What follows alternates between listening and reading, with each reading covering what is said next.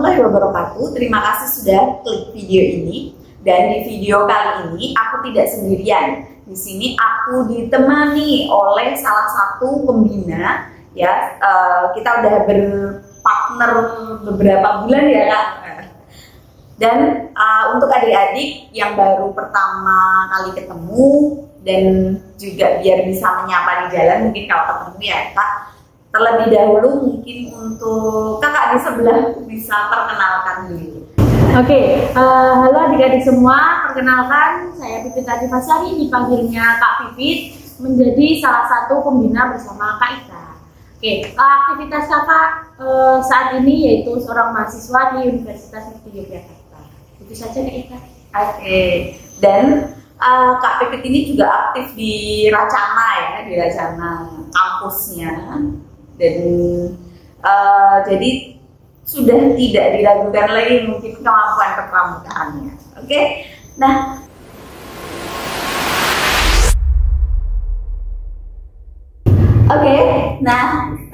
sekarang kita akan mencontohkan bagaimana cara menangani korban dari awal hingga akhir. Nah ini misal kita menemukan korban dalam keadaan terlentang gitu ya di jalanan. Nah yang pertama harus kita perhatikan adalah keselamatan diri kita sendiri. Jadi jangan sampai kita menolong, misalnya ada korban di jalan, jangan sampai kita asal langsung pengen nolongin tapi tidak melihat dulu kondisi kita. Jadi aturannya adalah jangan sampai penolong menjadi korban selanjutnya gitu ya. Jadi kita bisa tengok kanan kiri untuk memastikan bahwa tidak ada kendaraan yang melaju, ya kan. Lalu bisa juga kalau ini dibantu orang banyak itu biasanya untuk melindungi si korban kalau kondisinya ada di jalan supaya tidak ada kendaraan yang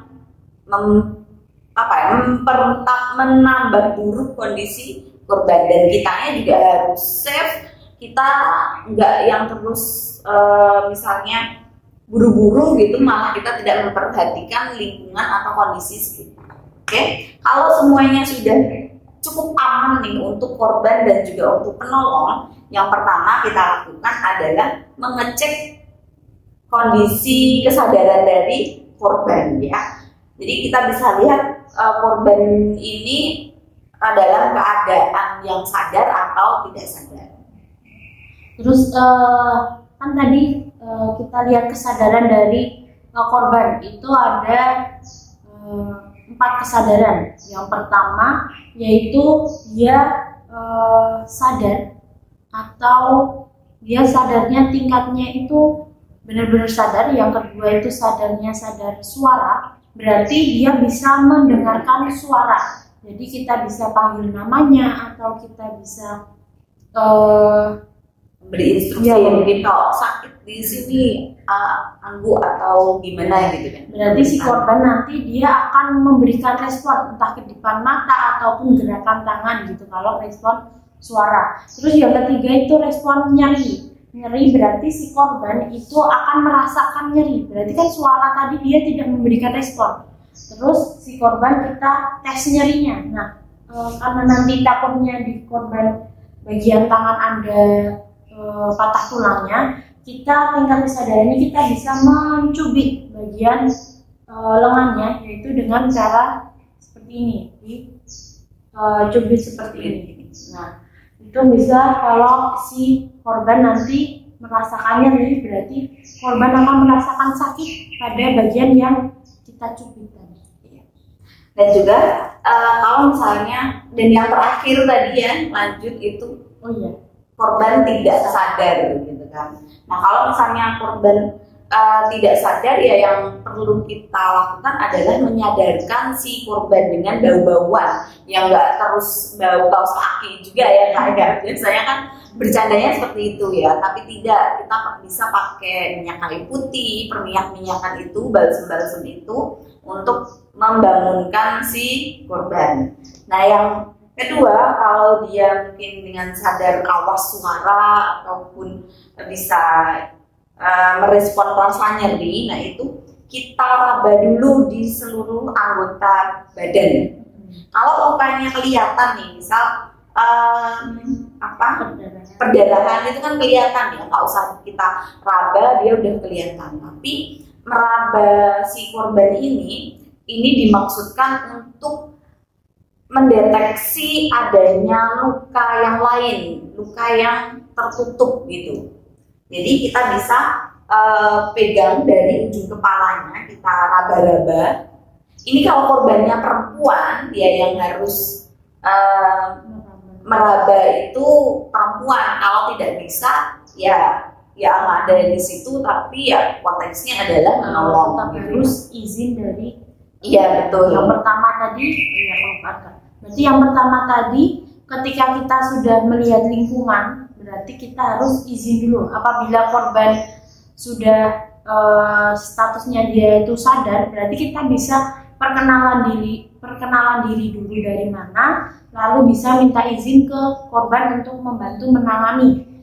Ataupun kalau si korban dia tidak sadar, kita bisa perkenalan diri dan meminta izin ke orang sekitar agar orang sekitar itu dia tidak menyangkanya kok sok tahu sih gitu. Benar. Jadi kita bisa meminta izin dulu untuk membantu memberikan pertolongan pertama. Ya. Nah kita lanjut lagi. Ini kita raba-raba. Jadi kalau dia nanti akan memberikan respon dari kepala, kita raba ke tangannya, ke mungkin ke dada, ke perut, sampai ke kakinya. Jadi itu untuk misalnya dia kan kalau patah tulang kadang tidak terlihat ya Kak. Jadinya kita perlu untuk meraba seperti itu. Nah, lanjut setelah tadi misalnya sudah menemukan nih titik di mana dia sakitnya ataupun bagian mana yang harus segera ditangani. Berarti kan kalau tadi perdarahan udah kelihatan, berarti harus ditangani dulu perdarahannya, bisa ngecek lagi. Kalau korban sadar, berarti bisa ditanyai bagian mana sih yang sakit gitu. Iya. Nanti langsung kita bisa cek, langsung kita tangani gitu. Selanjutnya yaitu kita juga memeriksa tanda vital dari korban, yaitu nanti dari denyut nadinya. Apakah denyut nadinya itu normal atau tidak sesuai usianya. Lalu denyut nadi bisa kita cek, yang paling mudah dicari di sini ya Pak. Di bagian leher menggunakan 2 jari. Nah, atau bisa di bagian tangan, bagian sini bisa, tapi biasanya pergelangan biasanya agak susah kerasanya gitu kalau udah terburu-buru. Iya. Nah, terus yang kedua yaitu pernafasannya. Apakah pernafasannya normal atau tersendat atau bagaimana? Itu kita bisa mendengarkan atau merasakan hembusan dari si korban. Kita bisa memposisikan diri itu telinganya mendekat ke hidung korban, menghadap ke perut. Jadi menghadap gini, ke perut korban ya. Jadi enggak terus kita yang menghadap ke jadi kita bisa merasakan hembusannya, terus kita melihat juga naik turunnya perut gitu. Lalu kalau ada alatnya itu kita bisa cek tekanan darahnya atau tensinya, apakah normal atau tinggi atau rendah. Lalu selanjutnya ada suhu tubuh juga mempengaruhi. Iya. Jadi ya di kotak kita mungkin kembali ke kotak P3K tadi, itu juga perlu adanya termometer ya Kak untuk mengetahui berapa suhu dari korban. Kalau mungkin lebih lengkap lagi ya ada tensi darah gitu. Terus cara menghitungnya juga, karena biasanya di laporan kartu luka itu per menit ya Kak. Jadi kita menghitungnya itu per 15 detik. Jadi tujuannya agar saat 1 menit itu kalau dirasakan, kalau dihitung-hitung itu kan lama. Jadi takut kita kelupaan atau gimana. Jadi kita per 15 detik kita hitung nadinya berapa, lalu kita kalikan 4. Iya.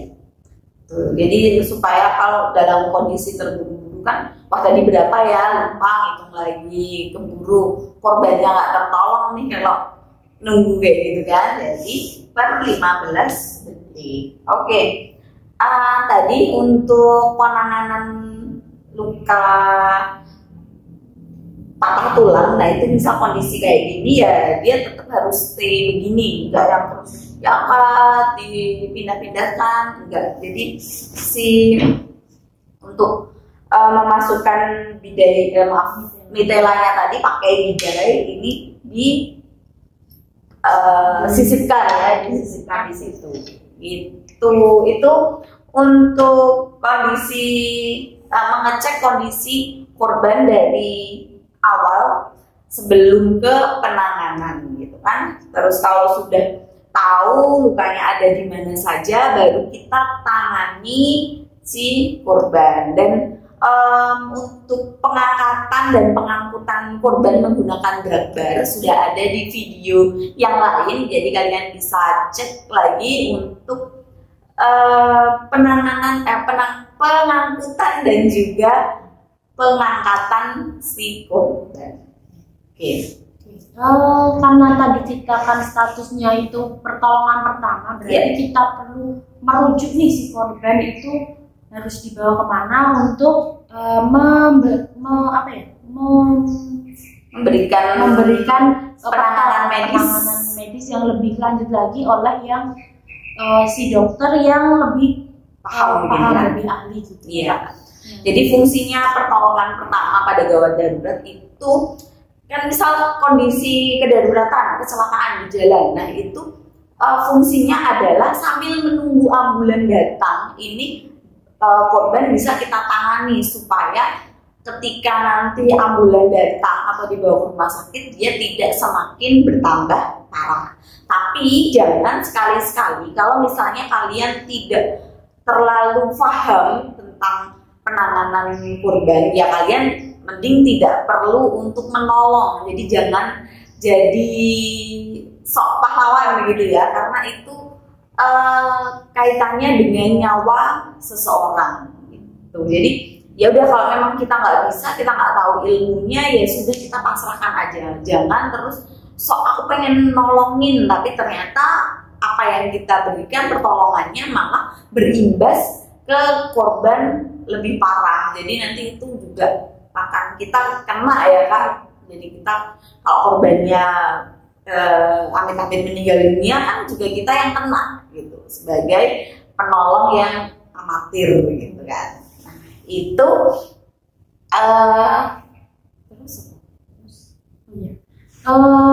karena tadi kan kita nunggu ambulan nih yang setelah kita melakukan pertolongan pertama. Nah, selanjutnya itu kita bisa melakukan pengecekan berkala. Jadi kalau korban itu tingkat kesadarannya itu sadar, kita bisa ceknya selama 15 menit sekali sambil menunggu ambulan datang. Tapi kalau korban itu statusnya kesadarannya itu tidak sadar, berarti kita berusaha untuk meningkatkan kesadaran korban atau mengecek berkalanya itu selama 5 menit sekali. Oke. Itu mungkin itu untuk runtutan dari penanganan korban. Jadi untuk adik-adik di rumah yang mungkin memiliki ketertarikan, keminatan untuk bergerak di bidang kemedisan pramuka gitu kan. Nah, itu ada sakanya ya Kak. Nah, itu ada saka bakti husada di sana. Dan yang kedua, kalau memang ingin lebih proper lagi, adik-adik bisa ikut atau bergabung bersama Palang Merah Indonesia. Kalau untuk adik-adik usia penggalang ya Palang Merah Remaja gitu kan. Nah, untuk adik-adik bisa belajar lebih lanjut mengenai pertolongan pertama. Jadi kalau ada kecelakaan atau kegawat daruratan, adik-adik punya ilmunya untuk membantu orang sekitar. Dan kalaupun kalian misalnya ada trauma terhadap darah atau apa, ya jangan sekali-sekali mendekat, karena jangan sampai kamu menjadi korban selanjutnya. Itu saja, mungkin itu dari saya dan juga Kak Pipit untuk menjelaskan mengenai pertolongan pertama pada gawat darurat. Oke, terima kasih sudah menonton video ini sampai akhir. Jangan lupa klik like-nya kalau kalian suka dengan video aku. Jangan lupa juga share video ini supaya teman-teman yang lain juga tahu mengenai ilmu di video ini. Semoga bermanfaat dan sampai jumpa.